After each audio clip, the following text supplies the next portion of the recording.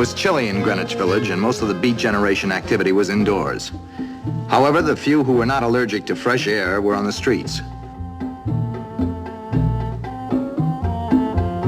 Behind the beards and the no makeup and in front of the ponytails were mostly pretty nice kids. Right now, they believe in abstract art and poetry, Zen Buddhism, faith or folly, Dylan Thomas, success or failure. Is the Beat generation really beat or merely deadbeat? Later on, they'll believe in shaving, money, women, children, and maybe station wagons. As for myself, I was headed for Scott Fenwick's studio. He had sent for me. Urgent, he said. I assumed he wanted me to contribute to his avant-garde poetry magazine. For emulation has 1,000 songs that one by one pursue. Running, falling, vomiting forth cobras enamored of fire escapes. If you give way or hedge aside from the direct forthright, like to an entered tide, they all rush by and leave you hindmost.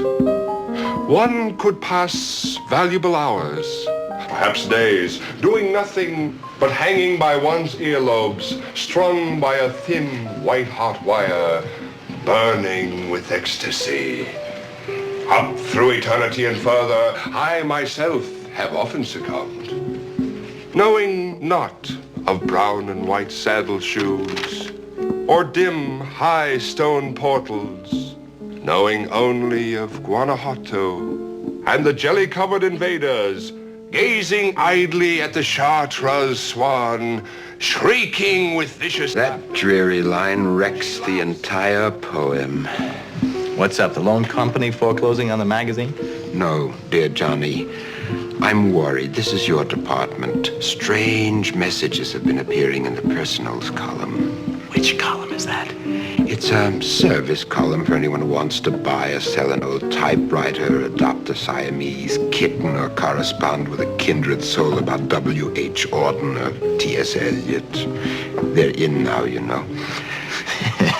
Read this. It appeared 2 issues ago. To Abelard, are you in trouble, will understand, signed Elwaz.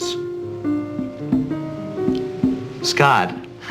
It strikes me there's some sort of code involved. Now, read this one. To Abelard, is it money? I am willing to share whatever I have, terribly worried. Elwaz. Abelard walked out on Elwaz because he didn't have the cash to take her out anymore. But she's still in love with him, and she's willing to share the wealth. Mystery solved, okay? No, Johnny. This one came in today for the next issue. Read it. Abelard, find me at the Cockatoo any night at 10. We'll wait 5 days, then must go to the police. You're desperate Elwaz. Well, what do you want me to do? I mean, I send it to the missing persons. Name me one cop that'll go looking for Elwaz and Abelard. I wouldn't blame him. That's why I'm asking you, dear Johnny. I know something is wrong. There's a genuine cry for help in these messages. Scott, your heart is as soft as your head from coddling bad poets. All I ask, dear Johnny, is that you help find out who these 2 people are. Will you do that much? Yes, now you get me your subscription list and we'll go over the names, all right? I've checked. There's nothing there. Besides, there are literally hundreds. All right, we'll have some coffee at the Cockatoo. Maybe we'll ask Elwaz to join us. Well, their espresso is so moldy. Oh, yeah. I'll go.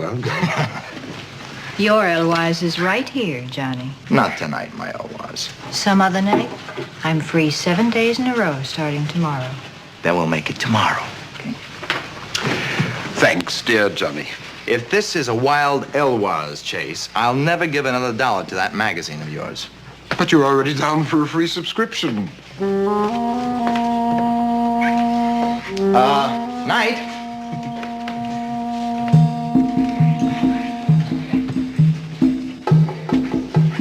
Scott. Yes, dear boy. I'm going to ask you one question. You're not going to publish that poem you just read, are you? Oh, yes, I'll publish it, but I will never print that Chartreuse swan shrieking line. Tomorrow. At Waldo's. I'll see you there.